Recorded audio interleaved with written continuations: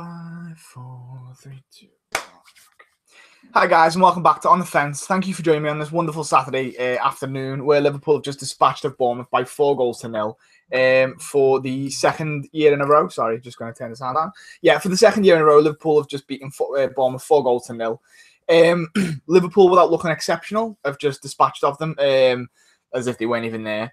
Although, before we get into the goals, I will just say, I say if we lose, especially against PSG, in games like that, and I'll say it again in this game, even though we won, the referee today was absolutely terrible. I think it was Lee Mason and the linesman as well, because the first goal Liverpool get, we were very fortunate that we were ruled onside for it. Mo Salah was offside when the shots played and stuff like that. But I'll take that. I'll take that little bit of luck. Sometimes we don't get it, and in this case we've got it. Do you know what I mean? So unfortunately for Bournemouth, they should have. It should have been a free kick for offside, but it's turned into a Liverpool goal, and we've gone and strode onto the 3 points. I don't think in the whole life of the game it would have affected it too much. I think we still would have won the game, but it is disappointing when you see decisions like that go the other way and stuff like that. So I'd be disappointed if it was my side, losing a goal because of an offside decision that wasn't. So I can understand Bournemouth's frustration. Okay, that's out the way. Now let's talk about the goal. So this, the first goal was Mo Salah. Little bit of link up between him and Bobby Firmino. Bobby Firmino takes a nice little left-footed shot on the half volley. Begovic saves it, but he parries it. But Salah from the offside position, like I said, mops it up and puts it in the back of the net. Makes it 1-0 to Liverpool. I think about 20 minutes gone. It was the game's a little bit sort of starting to get a little bit feisty at this point, tackles going in and stuff like that, which I like to see. I like to see. It wasn't as bad as Burnley, of course, but we were doing quite well in the game and stuff like that. I think just let me know if the stream's okay, because it looks to me like it's lagging a little bit. Just let me know. Yeah, so we get the goal, make it 1-0, and it kind of spares our blushes a little bit because we're playing all right. We're not playing such scintillating football, but we go and get the goal, which is important, and it's quite a big thing, a big hallmark of Liverpool lately is that we're not playing great, but we're just finding the goals.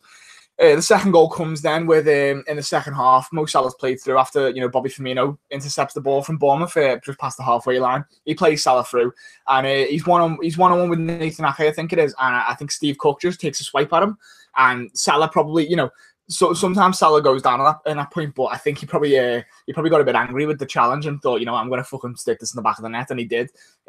Takes a slight deflection off Nathan Ake, but it goes into the back of the net past Begovic, and Salah gets 2 then. So 2-0 to Liverpool, and we're cruising there, and it's great. Do you know what I mean? Everyone's playing all right to a point, and we're 2-0 up. And then we get a third from Andy Robertson cross again. Salah whips it from the right to left, and Robertson gets a cross on, and again Steve Cook in the middle of it all. It comes and flicks off the back of his heel. It's a great finish, to be fair. If he was aiming for it, it would have been a great finish. Little flick off the back of his heel. Makes it 3-0, and Bournemouth then at this point they're beaten. Changes. I think a few changes were made. I think Mane comes on, and Lallana comes on for us. I don't know who come on for them, to be honest. I think I noticed that Jermaine Defoe hasn't really got much game time for them, but that's not for me to say. I'm not really bothered. So yeah, and then we get the fourth goal, the best goal of the game, in my opinion. It was probably the most pleasant to see from a Liverpool point of view. Mo Salah gets played through over the top by Lallana. Steve Cook again in the thick of it. He gets a touch on it, but he can only get a touch to put it more central to the goal. Salah's 1-on-1 with Begovic. He rounds him once, and I'm thinking, just score, just shoot now, just shoot. He doesn't. He takes it back inside. Fake shot past Begovic again onto the inside, and by this point, 2 Bournemouth defenders have got onto the line. Nathan Ake, and I think probably Cook. And Salah's waiting, and then he just dinks it with his toe past Nathan Ake, makes it 4-0 to Liverpool. It's great to see. Mo Salah's got himself a hat-trick, even though he didn't play that well, didn't have that many chances. He's playing just on the line. He's playing so edgy for Liverpool. He was just right on the line, and a few times he was offside. And a few times, he just beat the trap and stuff like that. So it's great to see Mo Salah, still doing what he did last season to get himself goals. And he's gone and got himself a hat-trick in this game, like I said, without playing too well this season. And he's got enough goals already to make his second season very successful. Do you know what I mean? I think for Mo Salah personally, I think 15 to 20 goals would be a great season for Mo Salah, because that's what, he's a winger. He's not a striker. I think the way Liverpool play, sometimes it flatters to deceive. You know, and you're thinking Mo Salah should be getting 30 odd goals because he's the threat, and you know, Mane should be chipping in and stuff like that. But no, you know, the way we play, anyone in our side can get goals. And the thing is, if Mo Salah was to get 15 to 20 goals, Mane gets 15 to 20 goals, and Bobby Firmino gets 15 to 20 goals. There's about 60 goals between them. That's a fantastic return. And then, you know, you're looking at players like Keita, players like Milner, Fabinho, Wijnaldum from the midfield breaking forward. And then you're also looking at like Shaqiri as well in the number 10 position, who's been quite good this season too. And then, you know, set pieces and stuff like that. So there's a massive, you know, amount of goals being shared around the team at the minute, and it's great to see. And Mo Salah isn't playing great by any stretch, but you know, he's gone and got a hat trick in this game, and he's still scoring goals, and he's still getting goals, and crucial goals sometimes as well. I think the one against Huddersfield, I think where we won 1-0, you know, Mo Salah gets that goal in a game where one goal decides it. And, you know, everyone says he's having a bad season. You know, he's a one-season wonder, but he's scoring important goals, and that's all I really want to see. You know, because he was the decisive player today, and obviously deserves man of the match because, you know, he's made the 3 crucial touches to score goals and stuff like that for us. So, you know, and it's great to keep a clean sheet. Alisson didn't have much to do. I think he had one save that I'm thinking in particular in the first half from Brooks, where he gets down to his near post quite quickly, but, you know, you expect your keeper to do that. And I think they had a free kick in the second half where it looked like it was going top corner. I only seen it once, and he catches it and stuff like that. But again, you know, coming from crosses, coming for corners, you know, punching out, he's so confident, and you know, he's so brave. Actually, the one thing I did notice from Alisson was when Milner, he kind of misfires a shot, a cross-field ball, and it kind of, the wind takes it back into our penalty area, and Alisson comes out brave as hell and just headers the ball out, takes out Josh King while he's there as well, which I absolutely love to see.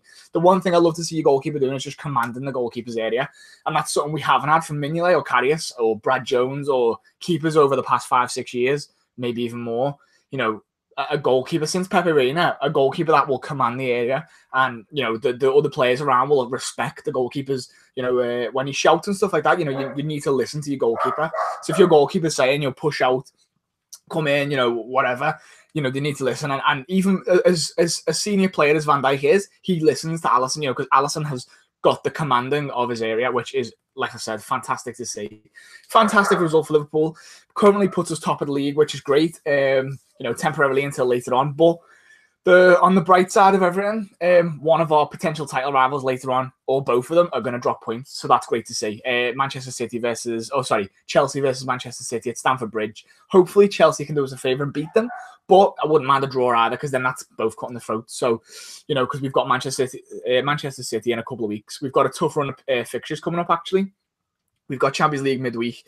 We've got Wolves and Newcastle sort of in between, and then we've got Manchester United, Arsenal, Manchester City coming in the next couple of weeks. So it's important for Liverpool to, you know, even if we're not playing well, just to grind out games at the minute and just find individual performances or whatever until we get to them big games. And then we need massive performances from Liverpool starting on Wednesday night against Napoli, because I don't really want to watch other teams be playing Champions League football, especially how well we did last year. So I'd really like Liverpool to progress in the Champions League, go and win on Wednesday by 2 clear goals, and then progress through, then worry about that in February. But then we've got big games against Manchester United, Arsenal, and Man City with Wolves and Newcastle. So hopefully Liverpool can just keep striding on and on and on.